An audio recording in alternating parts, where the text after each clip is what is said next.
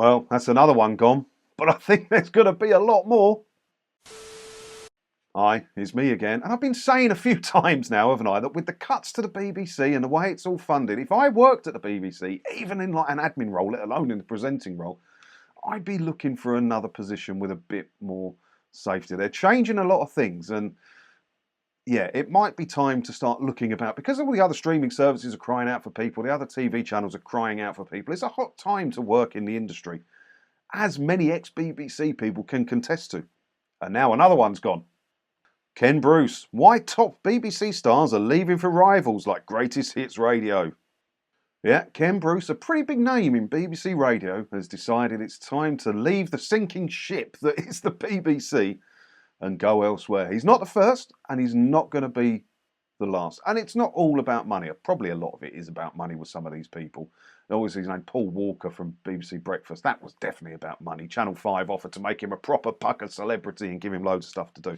And good for him. I don't have a problem with that. That's fine. But yeah, it's not all about money. A lot of it is job security, or the way the BBC is run, or just the working environment in general. So let's have a look. Ken Bruce is the latest big name to quit in a BBC brain drain, which insiders fear is leaving the broadcaster short of top-level talent. Stars who have either left the BBC altogether or moved on from long-running shows range from Emily Maitlis to Andrew Marr to Graham Norton, who left his Radio 2 show for rival Virgin, and Sue Baker axed as a Question of Sport presenter, sparking an ageism row. Yeah, some big names there. Some big names there. It's a shame none of them include Gary Lineker. We'd like to get him to quit the BBC and save all you licence fee payers 1.3 million quid a year that he gets for some unknown reason. But yeah, this is going to become a problem for the BBC. It's going to become a problem. And they're going to have to bring in people to replace them, and they're going to be brought in on cheaper contracts, which means they're going to be lower level celebrities. And all the big people are going to be long gone to rival channels, rival systems. It doesn't bother me, I find it funny. Maitlis was offered a substantial increase on her £325,000 salary when she and John Sopel jumped ship for audio rival Global to launch their podcast, The Newsagents. I mean, 325 grand to be a BBC news presenter sounds like good money to me. It sounds like more than you should get for doing that job. I don't work in TV, so I don't know what the salary for these sorts of things is. But it sounds like a lot of wedge, doesn't it? But Global have offered her more money than 325 grand to do a podcast. Is there that much money in podcasts? Who knew? I'm going to start a podcast. Yeah, you can't blame it. It's probably an easier working environment. She doesn't have to be there at a set time because she's not presenting live or anything. And a more relaxed work environment for more money. That's the dream, isn't it? So well played to her, I guess. 325 grand though.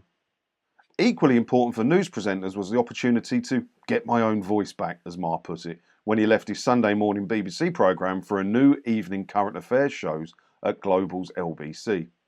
Yeah, it's quite a big show, big coup for LBC. That I've called it a couple of times. It's 6 o'clock he does, doesn't he? Sometimes if I'm stuck in traffic, I listen to that. And it's interesting to know that you can make more money working for a radio station or a podcast than you can being a mainline BBC News presenter. And we all think these salaries are crazy, but obviously they're not.